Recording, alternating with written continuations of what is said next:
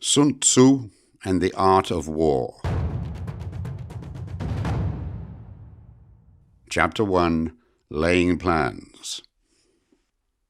Sun Tzu said, "The art of war is of vital importance to the state. It is a matter of life and death, a road either to safety or to ruin. Hence it is a subject of inquiry which can on no account be neglected." The art of war, then, is governed by 5 constant factors to be taken into account in one's deliberations when seeking to determine the conditions obtaining in the field. These are 1. The moral law.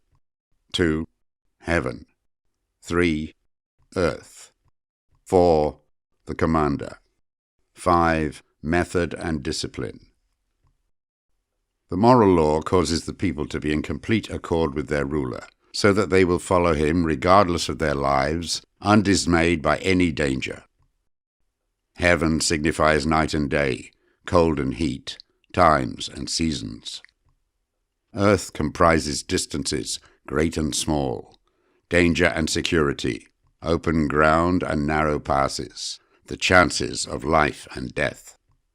The commander stands for the virtues of wisdom, sincerity, benevolence, courage, and strictness. By method and discipline are to be understood the marshalling of the army in its proper subdivisions, the graduations of rank among the officers, the maintenance of roads by which supplies may reach the army, and the control of military expenditure. These 5 heads should be familiar to every general. He who knows them will be victorious.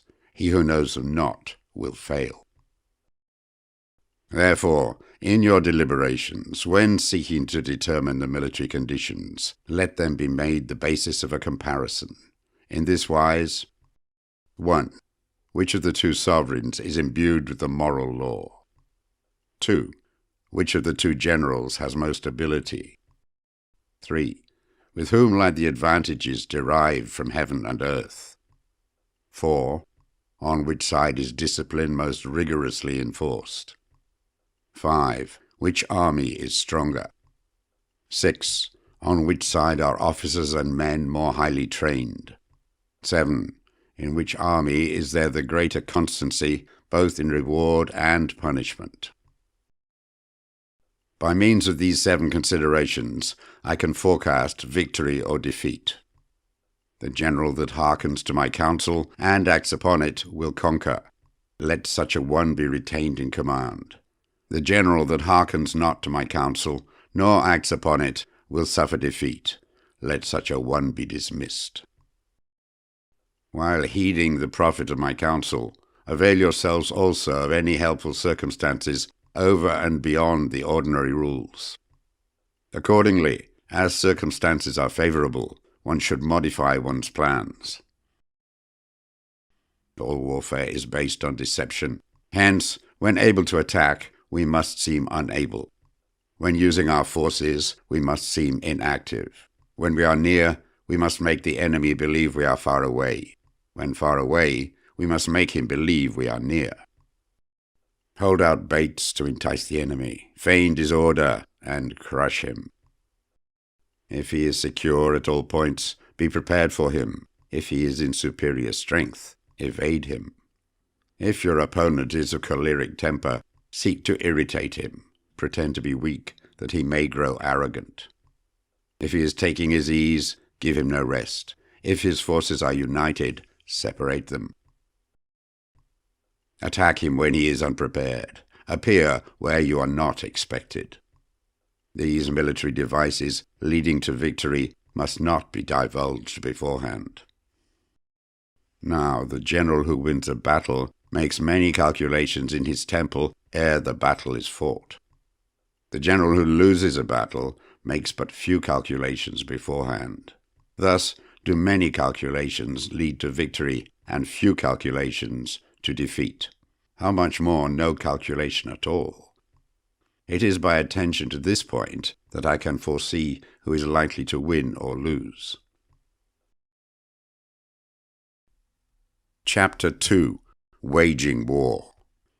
Sun Tzu said, In the operations of war, where there are in the field 1,000 swift chariots, as many heavy chariots, and 100,000 mail-clad soldiers, with provisions enough to carry them 1,000 li.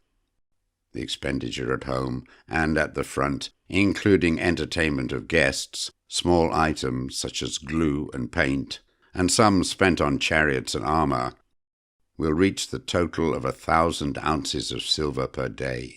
Such is the cost of raising an army of 100,000 men. When you engage in actual fighting, if victory is long in coming, then men's weapons will grow dull, and their ardor will be damped. If you lay siege to a town, you will exhaust your strength. Again, if the campaign is protracted, the resources of the state will not be equal to the strain. Now, when your weapons are dulled, your ardor damped, your strength exhausted, and your treasure spent, other chieftains will spring up to take advantage of your extremity. Then no man, however wise, will be able to avert the consequences that must ensue. Thus, though we have heard of stupid haste in war, cleverness has never been seen associated with long delays. There is no instance of a country having benefited from prolonged war. It is only one who is thoroughly acquainted with the evils of war that can thoroughly understand the profitable way of carrying it on. The skillful soldier does not raise a second levy, neither are his supply wagons loaded more than twice. Bring war material with you from home, but forage on the enemy. Thus the army will have food enough for its needs. Poverty of the state exchequer causes an army to be maintained by contributions from a distance. Contributing to maintain an army at a distance causes the people to be impoverished.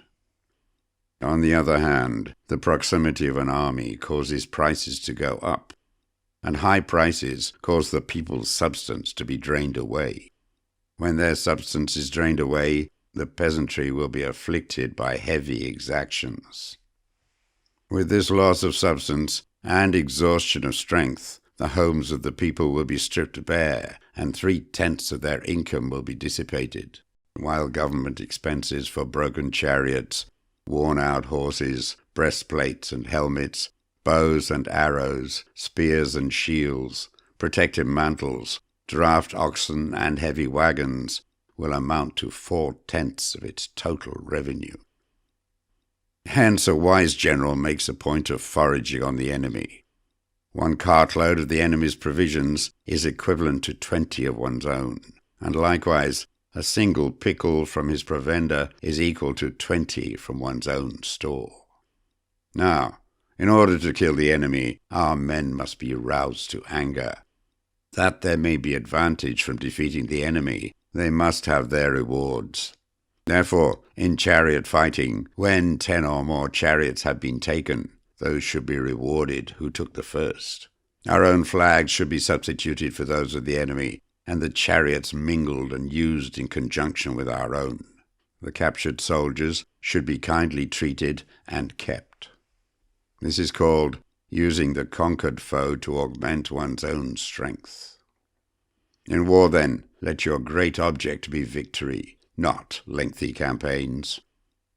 Thus it may be known that the leader of armies is the arbiter of the people's fate, the man on whom it depends whether the nation shall be in peace or in peril.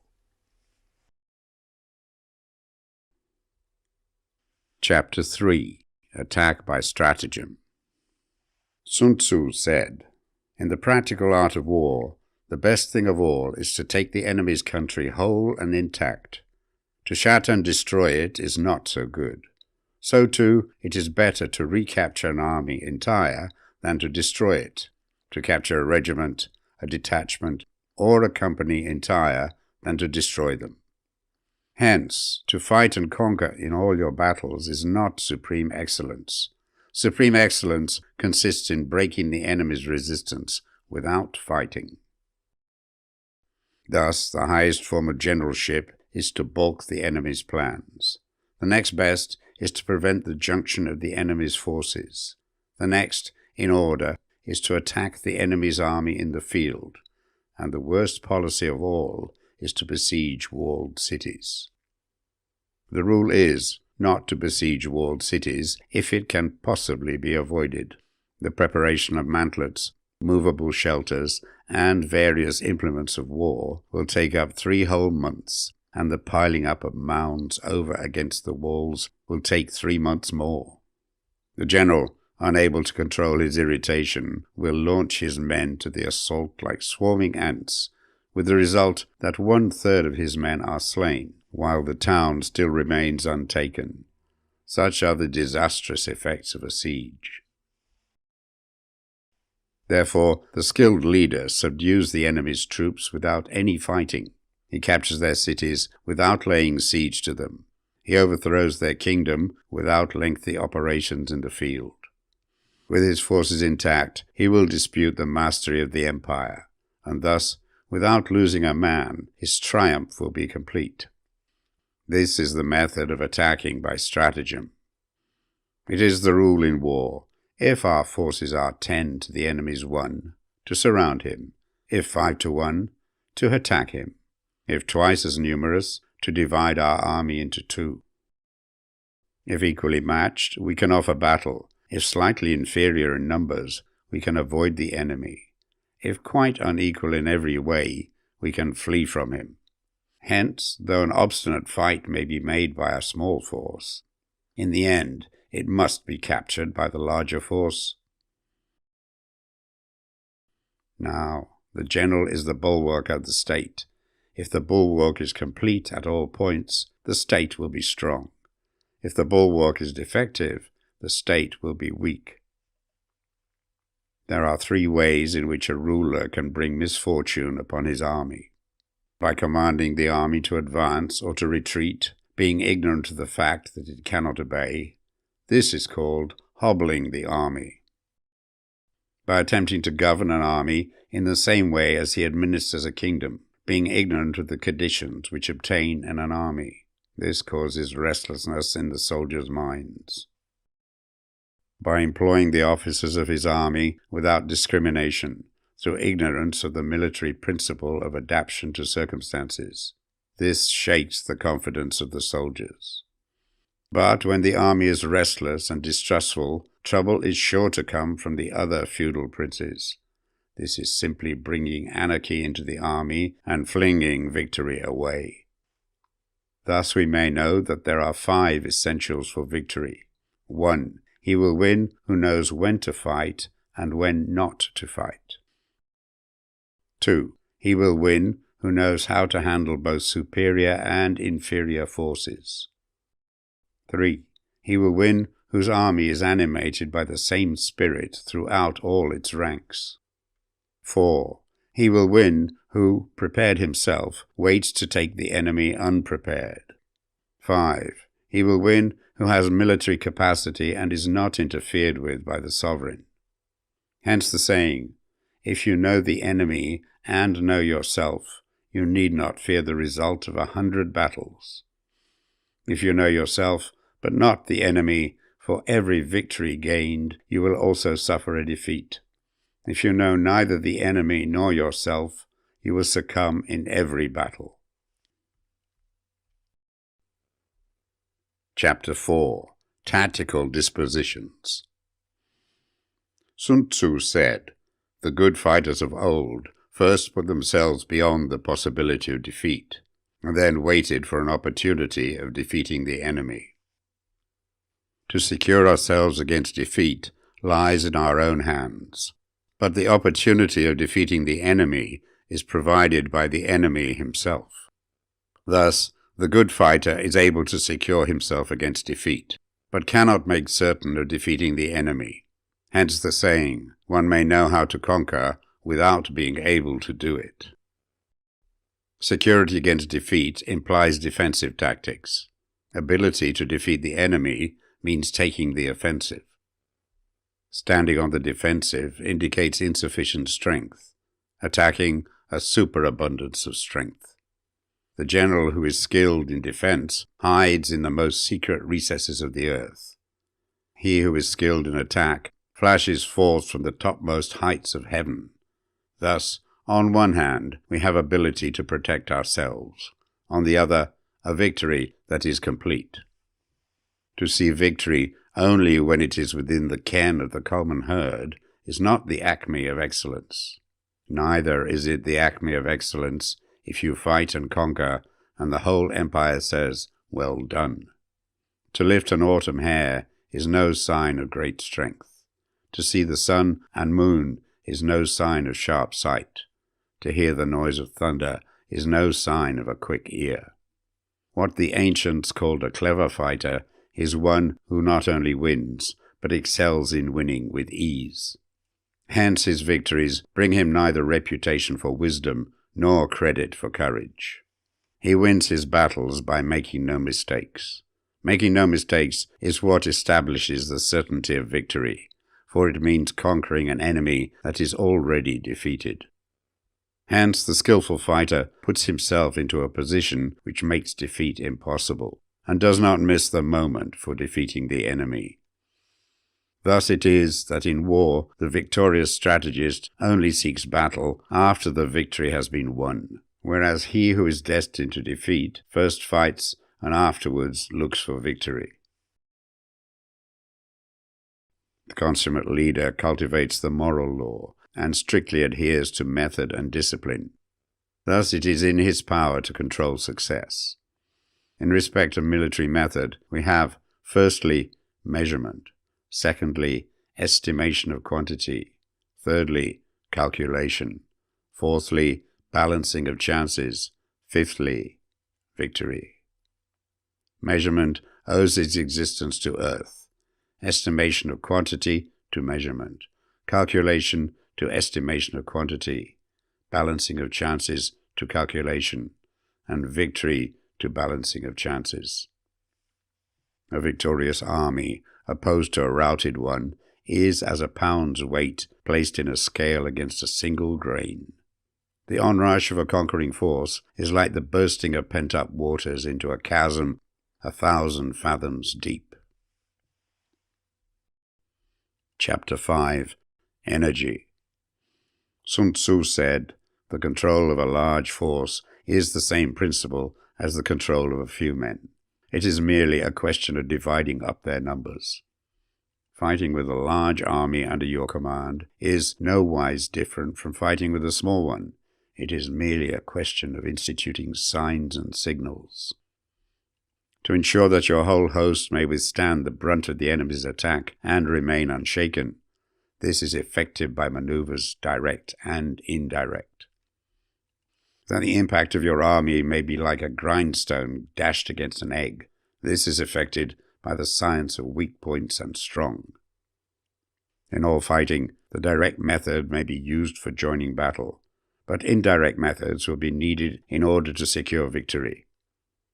Indirect tactics, efficiently applied, are inexhaustible as heaven and earth, unending as the flow of rivers and streams. Like the sun and moon, they end, but to begin anew.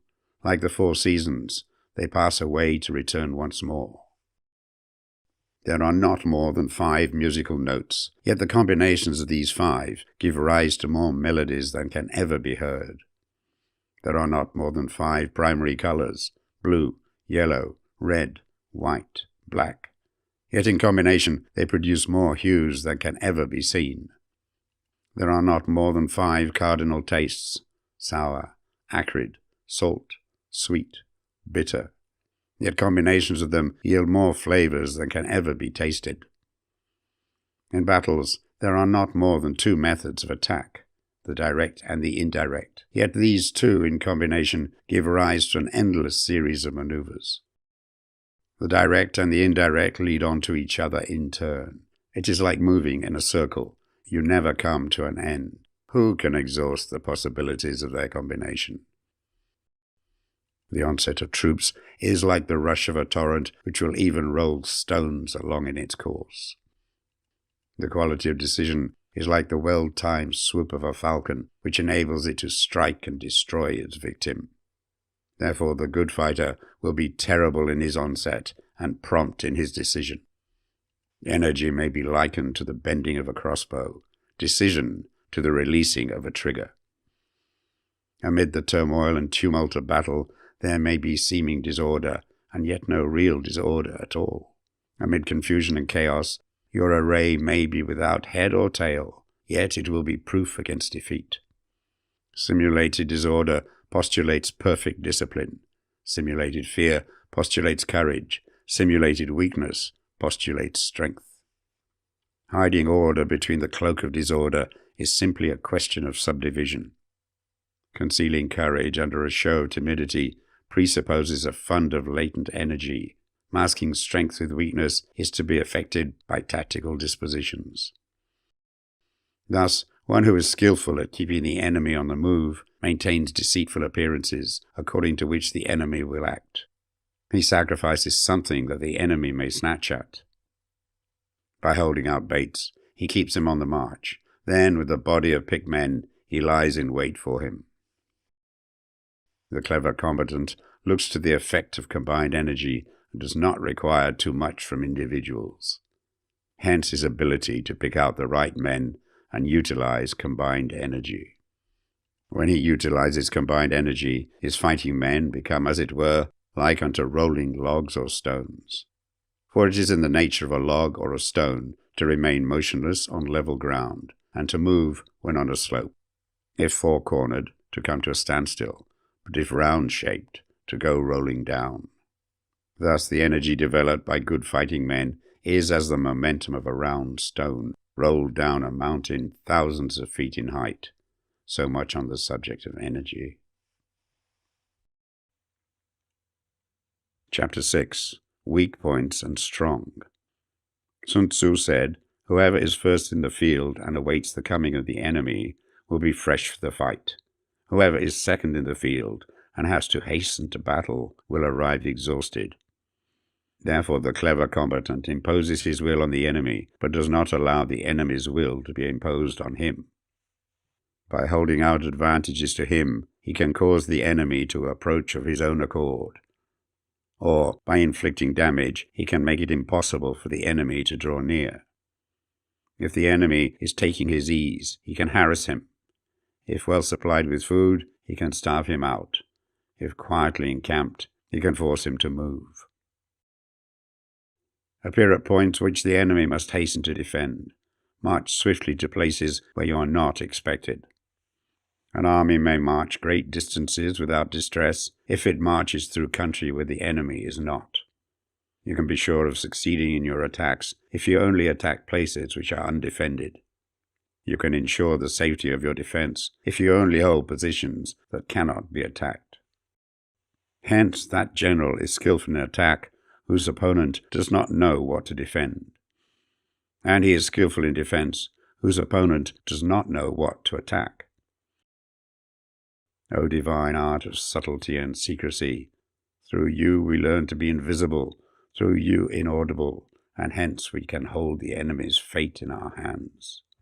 You may advance and be absolutely irresistible if you make for the enemy's weak points.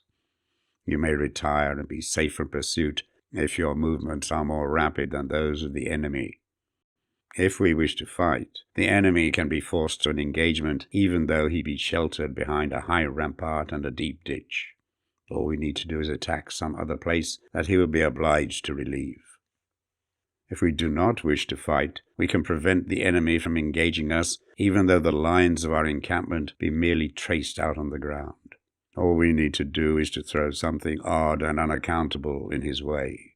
By discovering the enemy's dispositions and remaining invisible ourselves, we can keep our forces concentrated while the enemy's must be divided.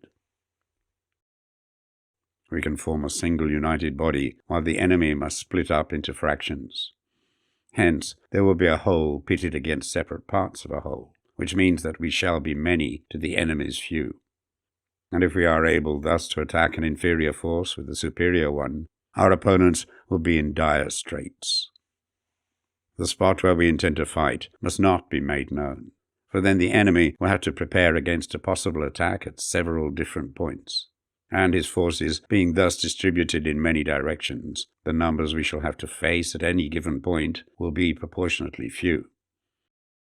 For should the enemy strengthen his van, he will weaken his rear. Should he strengthen his rear, he will weaken his van. Should he strengthen his left, he will weaken his right. Should he strengthen his right, he will weaken his left. If he sends reinforcements everywhere, he will everywhere be weak. Numerical weakness comes from having to prepare against possible attacks.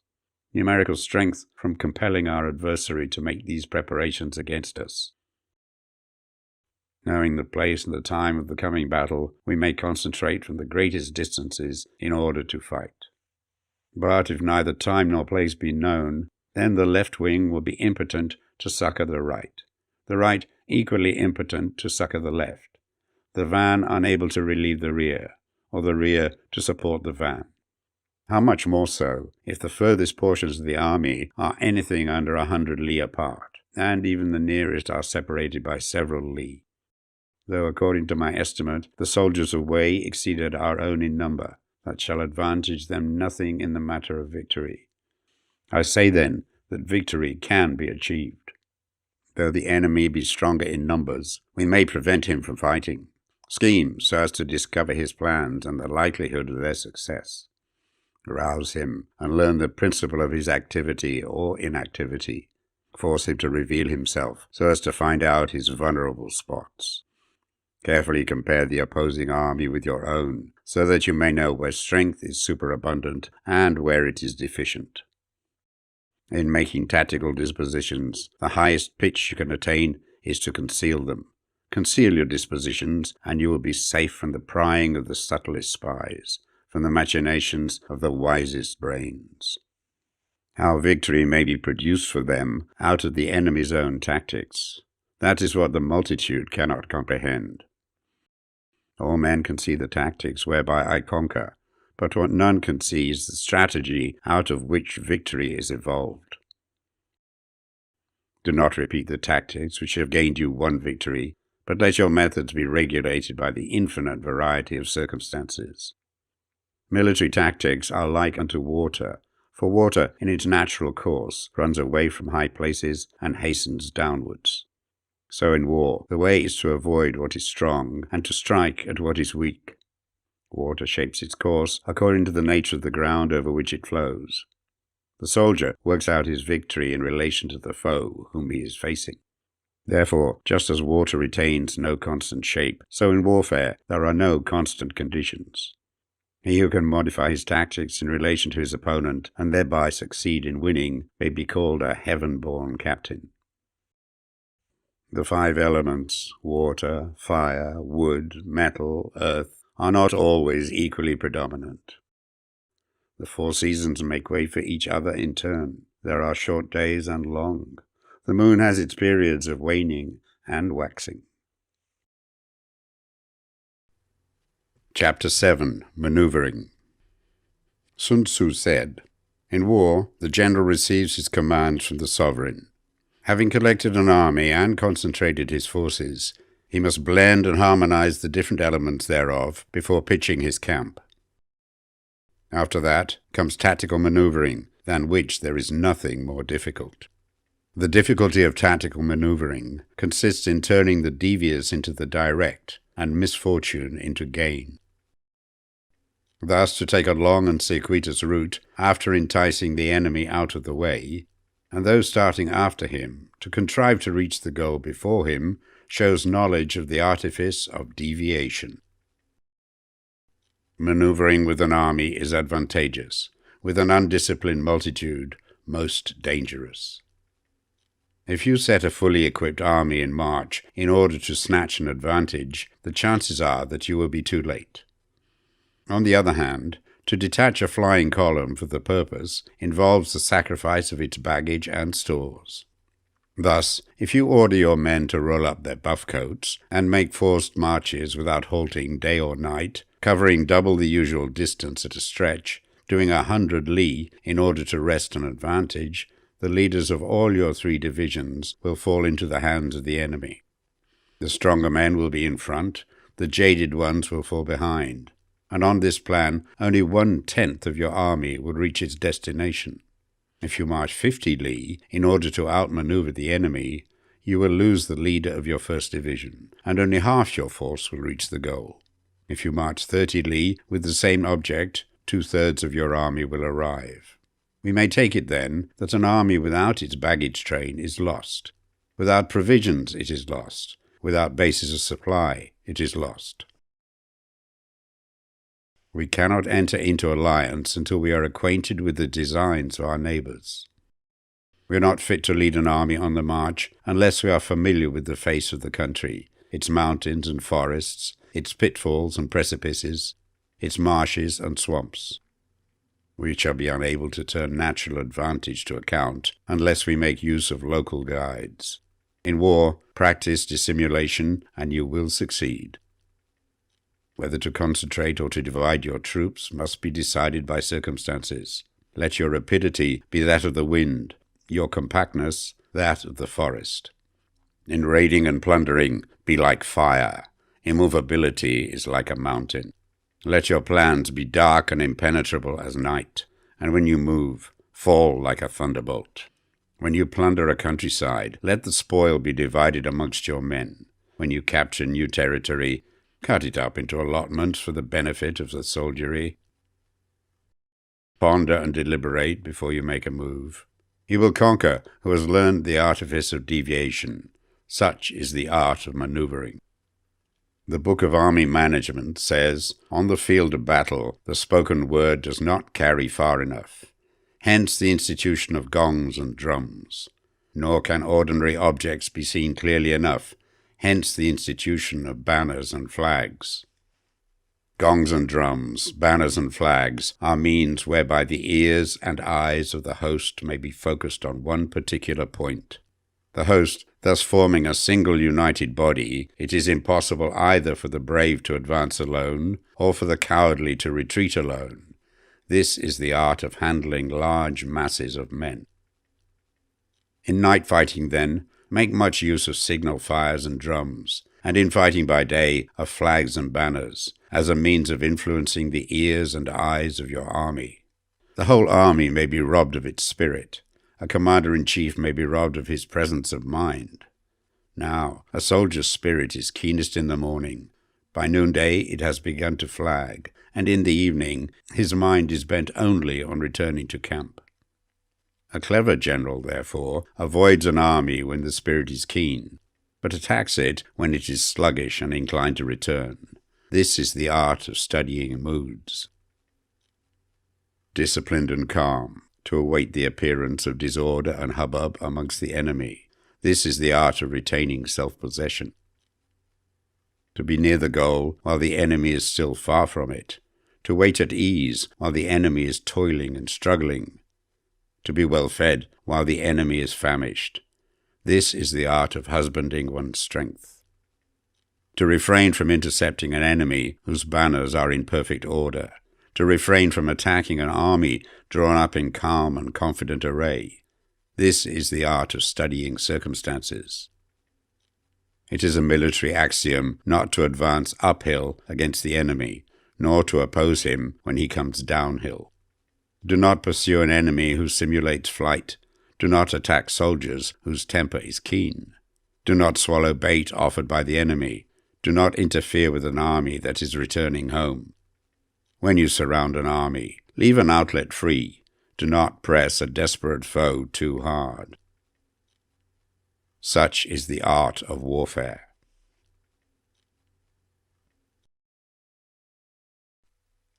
Chapter 8. Variation in Tactics. Sun Tzu said, in war, the general receives his commands from the sovereign, collects his army, and concentrates his forces. When in difficult country, do not encamp. In country where high roads intersect, join hands with your allies. Do not linger in dangerously isolated positions. In hemmed-in situations, you must resort to stratagem. In desperate position, you must fight. There are roads which must not be followed, armies which must not be attacked, towns which must be besieged, positions which must not be contested, commands of the sovereign which must not be obeyed. The general who thoroughly understands the advantages that accompany variation of tactics knows how to handle his troops. The general who does not understand these may be well acquainted with the configuration of the country, yet he will not be able to turn his knowledge to practical account. So, the student of war who is unversed in the art of war of varying his plans, even though he be acquainted with the 5 advantages, will fail to make the best use of his men. Hence, in the wise leader's plans, considerations of advantage and of disadvantage will be blended together. If our expectation of advantage be tempered in this way, we may succeed in accomplishing the essential part of our schemes. If, on the other hand, in the midst of difficulties, we are always ready to seize an advantage, we may extricate ourselves from misfortune. Reduce the hostile chiefs by inflicting damage on them, and make trouble for them, and keep them constantly engaged. Hold out specious allurements, and make them rush to any given point. The art of war teaches us to rely not on the likelihood of the enemy's not coming, but on our own readiness to receive him, not on the chance of his not attacking, but rather on the fact that we have made our position unassailable. There are 5 dangerous faults which may affect a general. 1. Recklessness, which leads to destruction. 2. Cowardice, which leads to capture. 3. A hasty temper, which can be provoked by insults. 4. A delicacy of honor, which is sensitive to shame. 5. Over-solicitude for his men, which exposes him to worry and trouble. These are the 5 besetting sins of a general, ruinous to the conduct of war. When an army is overthrown and its leader slain, the cause will surely be found among these 5 dangerous faults. Let them be subject of meditation. Chapter 9. The Army on the March. Sun Tzu said, "We come now to the question of encamping the army and observing signs of the enemy. Pass quickly over mountains and keep in the neighborhood of valleys. Camp in high places, facing the sun. Do not climb heights in order to fight. So much for mountain warfare. After crossing a river, you should get far away from it. When an invading force crosses a river in its onward march, do not advance to meet it midstream. It will be best to let half the army get across and then deliver your attack. If you are anxious to fight, you should not go to meet the invader near a river which he has to cross.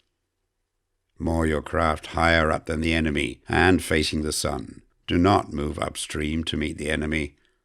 So much for river warfare. In crossing salt marshes, your sole concern should be to get over them quickly without any delay. If forced to fight in a salt marsh, you should have water and grass near you and get your back to a clump of trees. So much for operations in salt marshes.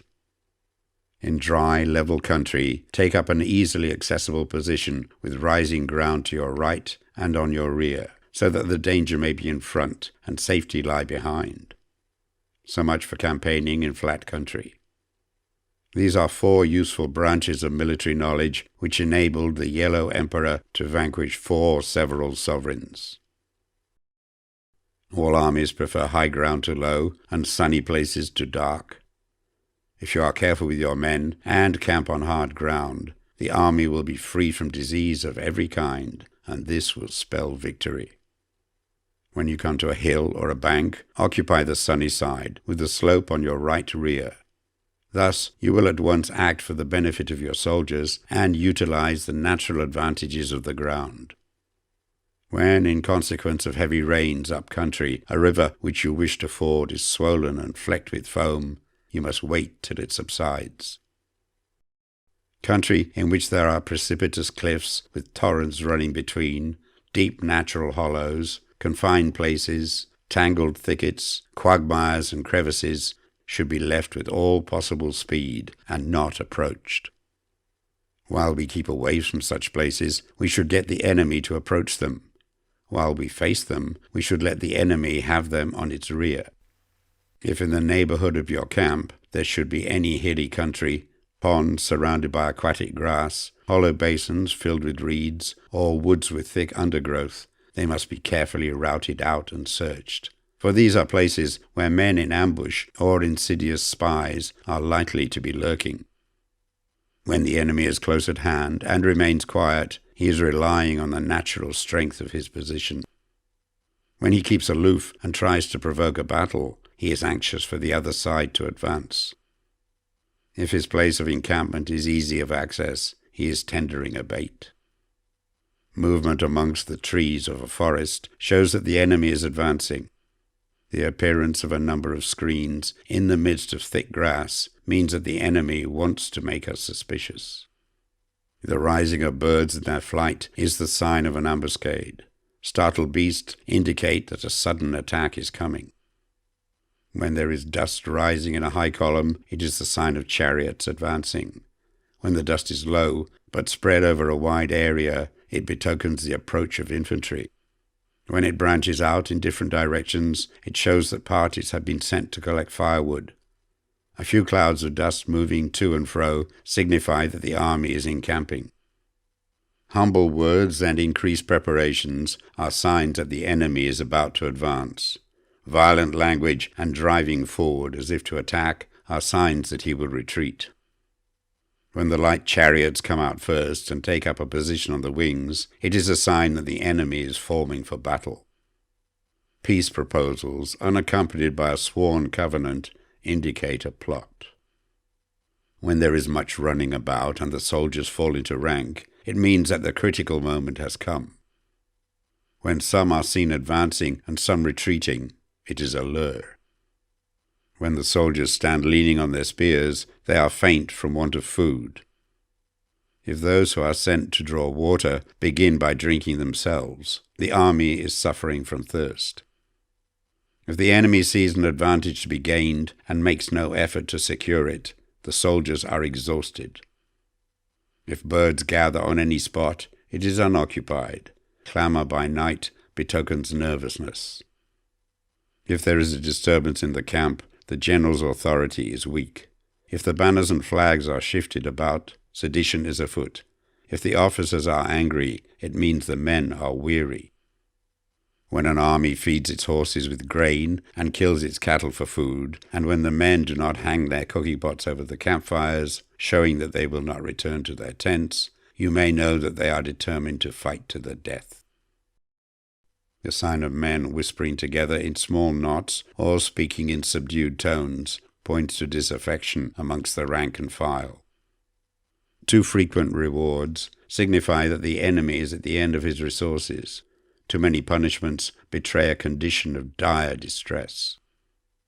To begin by bluster, but afterwards to take fright at the enemy's numbers, shows a supreme lack of intelligence. When envoys are sent with compliments in their mouths, it is a sign that the enemy wishes for a truce. If the enemy's troops march up angrily and remain facing ours for a long time without either joining battle or taking themselves off again, the situation is one that demands great vigilance and circumspection. If our troops are no more in numbers than the enemy, that is amply sufficient. It only means that no direct attack can be made. What we can do is simply to concentrate all our available strength, keep a close watch on the enemy, and obtain reinforcements. He who exercises no forethought but makes light of his opponents is sure to be captured by them. If soldiers are punished before they have grown attached to you, they will not prove submissive, and, unless submissive, then will be practically useless. If, when soldiers have become attached to you, punishments are not enforced, they will still be useless. Therefore, soldiers must be treated in the first instance with humanity, but kept under control by means of iron discipline. This is a certain road to victory. If in training soldiers, commands are habitually enforced, the army will be well disciplined. If not, its discipline will be bad. If a general shows confidence in his men, but always insists on his orders being obeyed, the gain will be mutual. Chapter 10. Terrain. Sun Tzu said, We may distinguish 6 kinds of terrain, to wit: 1. Accessible ground. 2. Entangling ground. 3. Temporizing ground. 4. Narrow passes. 5. Precipitous heights. 6. Positions at a great distance from the enemy.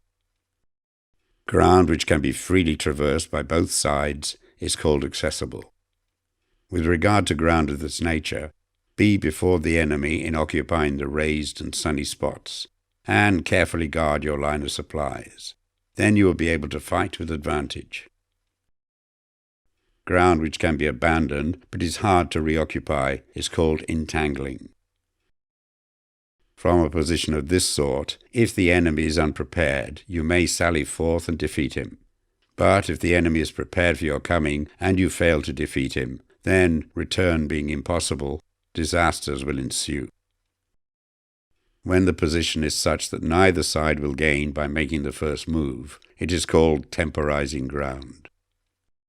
In a position of this sort, even though the enemy should offer us an attractive bait, it will be advisable not to stir forth, but rather to retreat, thus enticing the enemy in his turn. Then, when part of his army has come out, we may deliver our attack with advantage. With regard to narrow passes, if you can occupy them first, let them be strongly garrisoned and await the advent of the enemy. Should the army forestall you in occupying a pass, do not go after him if the pass is fully garrisoned, but only if it is weakly garrisoned. With regard to precipitous heights, if you are beforehand with your adversary, you should occupy the raised and sunny spots, and there wait for him to come up. If the enemy has occupied them before you, do not follow him, but retreat and try to entice him away. If you are situated at a great distance from the enemy, and the strength of the 2 armies is equal, it is not easy to provoke a battle, and fighting will be to your disadvantage. These 6 are the principles connected with earth. The general who has attained a responsible post must be careful to study them. Now an army is exposed to 6 several calamities, not arising from natural causes, but from faults for which the general is responsible. These are: 1. Flight. 2. Insubordination. 3. Collapse. 4. Ruin. 5. Disorganization. 6. Rout. Other conditions being equal, if one force is hurled against another 10 times its size, the result will be the flight of the former. When the common soldiers are too strong and their officers too weak, the result is insubordination. When the officers are too strong and the common soldiers too weak, the result is collapse. When the higher officers are angry and insubordinate, and on meeting the enemy give battle on their own account from a feeling of resentment, before the commander-in-chief can tell whether or no he is in a position to fight, the result is ruin.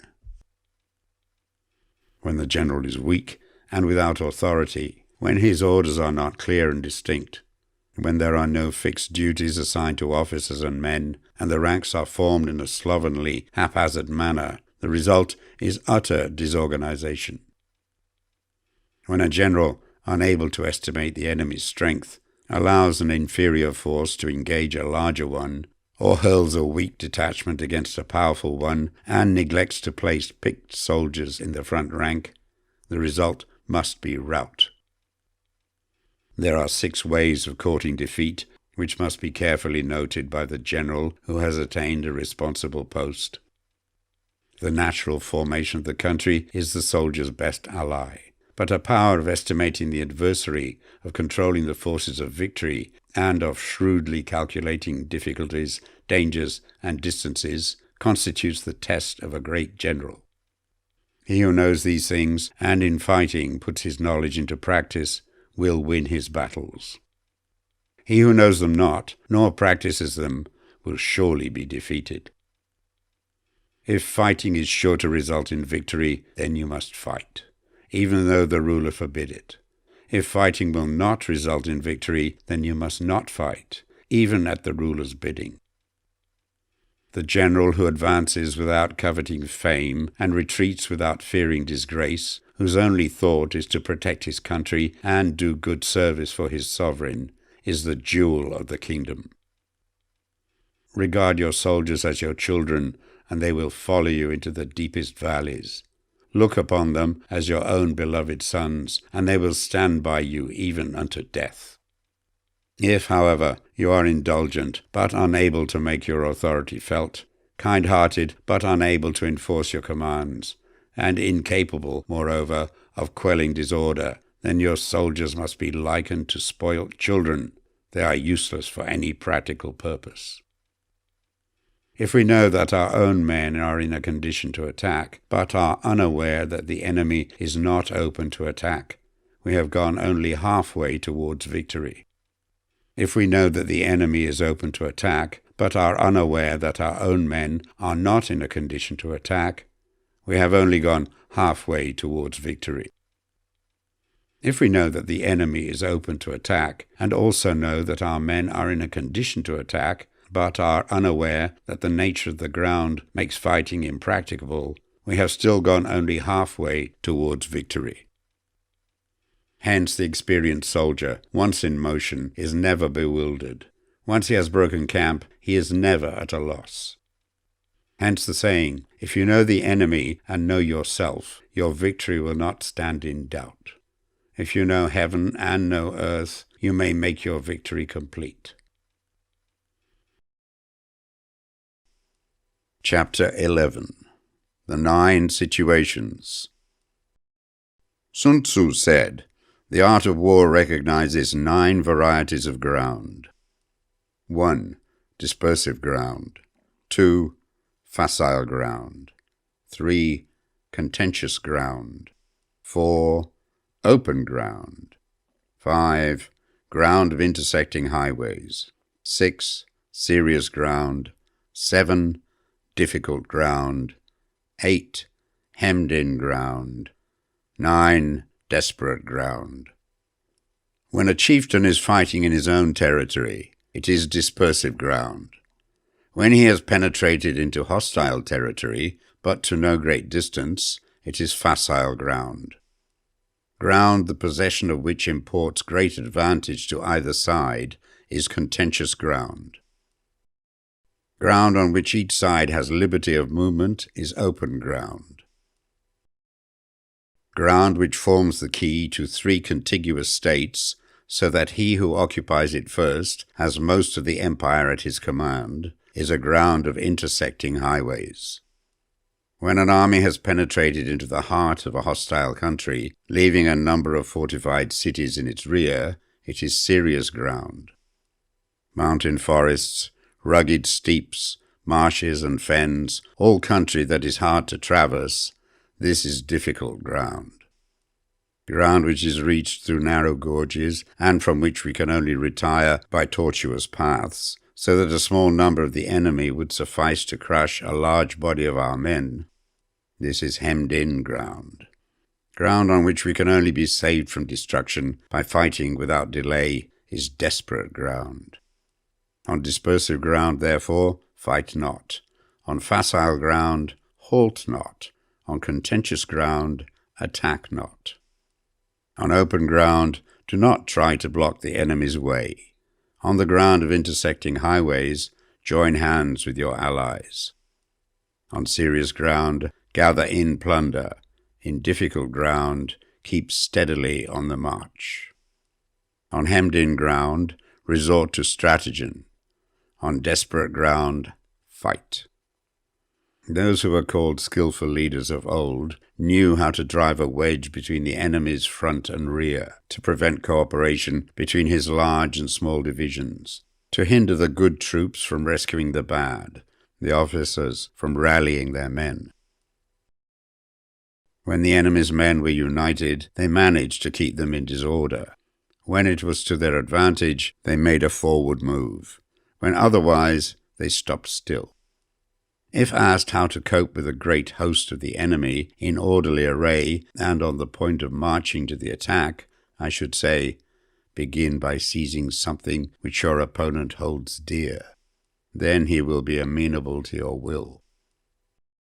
Rapidity is the essence of war. Take advantage of the enemy's unreadiness. Make your way by unexpected routes, and attack unguarded spots. The following are the principles to be observed by an invading force. The further you penetrate into a country, the greater will be the solidarity of your troops, and thus the defenders will not prevail against you. Make forays in fertile country in order to supply your army with food. Carefully study the well-being of your men, and do not overtax them. Concentrate your energy and hoard your strength. Keep your army continually on the move, and devise unfathomable plans. Throw your soldiers into positions whence there is no escape, and they will prefer death to flight. If they will face death, there is nothing they may not achieve. Officers and men alike will put forward their uttermost strength. Soldiers, when in desperate straits, lose the sense of fear. If there is no place of refuge, they will stand firm. If they are in hostile country, they will show a stubborn front. If there is no help for it, they will fight hard. Thus, without waiting to be marshalled, the soldiers will be constantly on the qui-vive, without waiting to be asked. They will do your will without restrictions. They will be faithful without giving orders. They can be trusted. Prohibit the taking of omens, and do away with superstitious doubts. Then, until death itself comes, no calamity need be feared. If our soldiers are not overburdened with money, it is not because they have a distaste for riches. If their lives are not unduly long, it is not because they are disinclined to longevity. On the day they are ordered out to battle, your soldiers may weep, those sitting up bedewing their garments, and those lying down letting the tears run down their cheeks. But let them once be brought to bay, and they will display the courage of a Chu or a Kui. The skillful tactician may be likened to the shuaijian. Now the shuaijian is a snake that is found in the Jiong Mountains. Strike at its head, and you will be attacked by its tail. Strike at its tail, and you will be attacked by its head. Strike at its middle, and you will be attacked by the head and tail, both. Asked if an army can be made to imitate the shuaijian, I should answer yes. For the men of Wu and the men of Yue are enemies, yet if they are crossing a river in the same boat and are caught by a storm, they will come to each other's assistance, just as the left hand helps the right. Hence it is not enough to put one's trust in the tethering of horses and the burying of chariot wheels in the ground. The principle on which to manage an army is to set up one standard of courage which all must reach. How to make the best of both strong and weak, that is a question involving the proper use of ground. Thus, the skillful general conducts his army just as though he were leading a single man, willy-nilly, by the hand. It is the business of a general to be quiet and thus ensure secrecy, upright and just, and thus maintain order. He must be able to mystify his officers and men by false reports and appearances, and thus keep them in total ignorance. By altering his arrangements and changing his plans, he keeps the enemy without definite knowledge. By shifting his camp and taking circuitous routes, he prevents the enemy from anticipating his purpose. At the critical moment, the leader of an army acts like one who has climbed up a height and then kicks away the ladder behind him. He carries his men deep into hostile territory before he shows his hand. He burns his boats and breaks his cooking pots. Like a shepherd driving a flock of sheep, he drives his men this way and that, and nothing knows whither he is going. To muster his host and bring it into danger, this may be termed the business of the general. The different measures suited to the 9 varieties of ground, the expediency of aggressive or defensive tactics, and the fundamental laws of human nature. These are things that must most certainly be studied. When invading hostile territory, the general principle is that penetrating deeply brings cohesion. Penetrating but a short way means dispersion. When you leave your own country behind and take your army across neighborhood territory, you find yourself on critical ground. Where there are means of communication on all four sides, the ground is one of intersecting highways. When you penetrate deeply into a country, it is serious ground. When you penetrate but a little way, it is facile ground. When you have your enemy's strongholds on your rear and narrow passes in front, it is hemmed-in ground.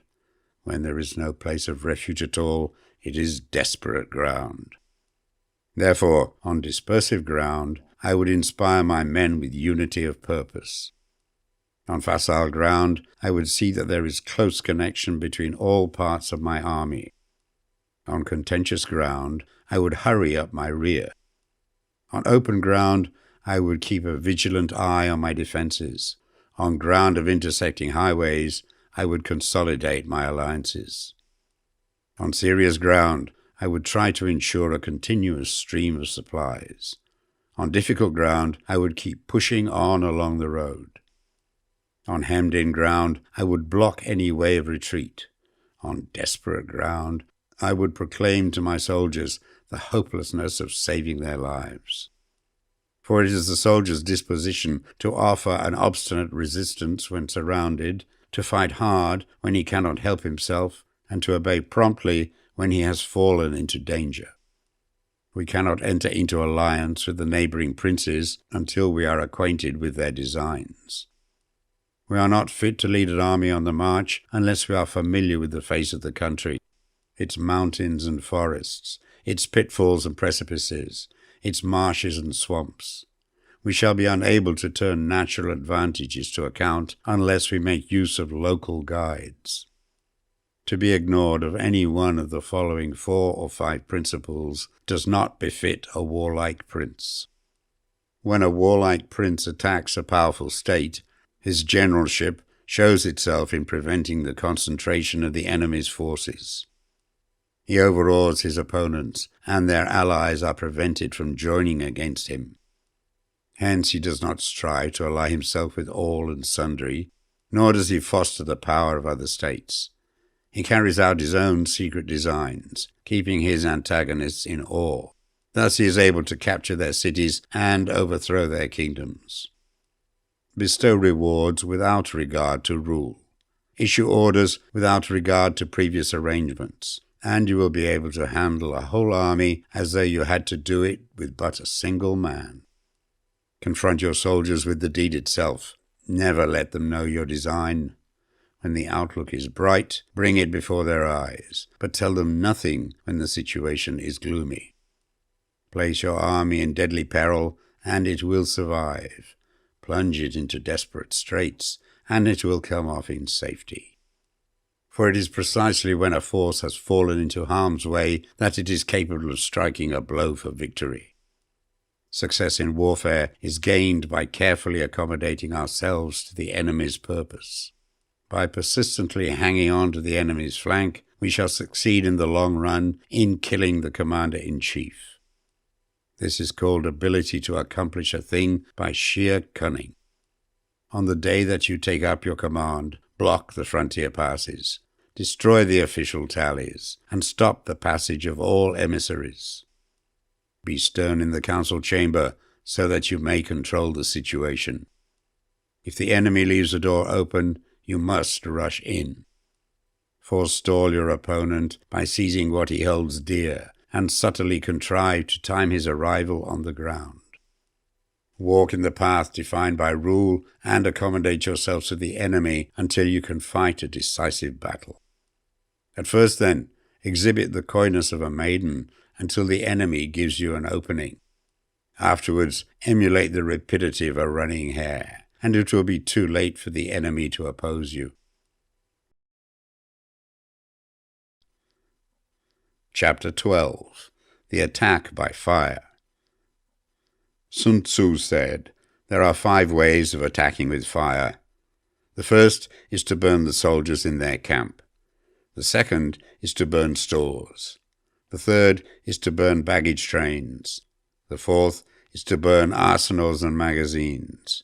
The fifth is to hurl dropping fire amongst the enemy. In order to carry out an attack, we must have means available. The material for raising fire should always be kept in readiness. There is a proper season for making attacks with fire, and special days for starting a conflagration. The proper season is when the weather is very dry. The special days are those when the moon is in the constellations of the sieve, the wall, the wing, or the crossbar. For these four are all days of rising wind. In attacking with fire, one should be prepared to meet 5 possible developments. When fire breaks out inside the enemy's camp, respond at once with an attack from without. If there is an outbreak of fire, but the enemy's soldiers remain quiet, bide your time and do not attack. When the force of the flames has reached its height, follow up with an attack, if that is practicable. If not, stay where you are. If it is possible to make an assault with fire from without, do not wait for it to break out within, but deliver your attack at a favorable moment. When you start a fire, be to windward of it. Do not attack from the leeward. A wind that rises in the daytime lasts long, but the night breeze soon falls. In every army, the 5 developments connected with fire must be known, the movements of the stars calculated, and a watch kept for the proper days.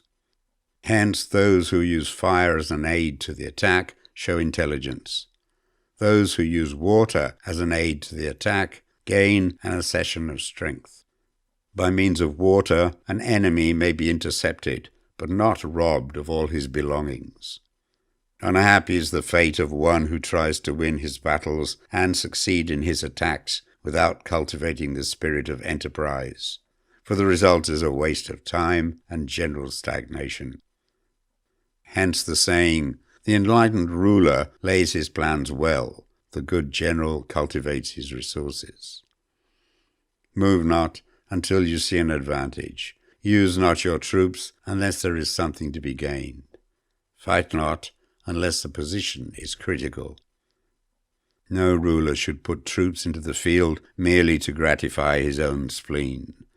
No general should fight a battle simply out of pique. If it is to your advantage, make a forward move. If not, stay where you are. Anger may in time change to gladness. Vexation may be succeeded by content. But a kingdom that has once been destroyed can never come back again into being, nor can the dead ever be brought back to life. Hence the enlightened ruler is heedful, and the good general full of caution. This is the way to keep a country at peace and an army intact. Chapter 13. The Use of Spies. Sun Tzu said, "Raising a host of 100,000 men and marching them great distances entails heavy loss on the people and a drain on the resources of the state. The daily expenditure will amount to 1,000 ounces of silver. There will be commotion at home and abroad, and men will drop down exhausted on the highways. As many as 700,000 families will be impeded in their labor. Hostile armies may face each other for years, striving for the victory which is decided in a single day. This being so, to remain in ignorance of the enemy's condition simply because one grudges the outlay of 100 ounces of silver in honors and emoluments is the height of inhumanity. One who acts thus is no leader of men, no present help to his sovereign, no master of victory. Thus, what enables the wise sovereign and the good general to strike and conquer and achieve things beyond the reach of ordinary men is foreknowledge. Now this foreknowledge cannot be elicited from spirits. It cannot be obtained inductively from experience, nor by any deductive calculation. Knowledge of the enemy's dispositions can only be obtained from other men. Hence the use of spies, of whom there are 5 classes. 1. Local spies. 2. Inward spies. 3. Converted spies. 4. Doomed spies. 5. Surviving spies. When these 5 kinds of spy are all at work, none can discover the secret system. This is called divine manipulation of the threads. It is the sovereign's most precious faculty. Having local spies means employing the services of the inhabitants of a district. Having inward spies, making use of officials of the enemy. Having converted spies, getting hold of the enemy's spies and using them for our own purposes. Having doomed spies, doing certain things openly for purposes of deception and allowing our spies to know of them and report them to the enemy. Surviving spies, finally, are those who bring back news from the enemy's camp. Hence it is that, which none in the whole army, are more intimate relations to be maintained than with spies. None should be more liberally rewarded. In no other business should greater secrecy be preserved. Spies cannot be usefully employed without a certain intuitive sagacity. They cannot be properly managed without benevolence and straightforwardness. Without subtle ingenuity of mind, one cannot make certain of the truth of their reports. Be subtle, and use your spies for every kind of business. If a secret piece of news is divulged by a spy before the time is ripe, he must be put to death, together with the man to whom the secret was told. Whether the object be to crush an army, to storm a city, or to assassinate an individual, it is always necessary to begin by finding out the names of the attendants, the aides-de-camp, and doorkeepers, and sentries of the general in command. Our spies must be commissioned to ascertain these.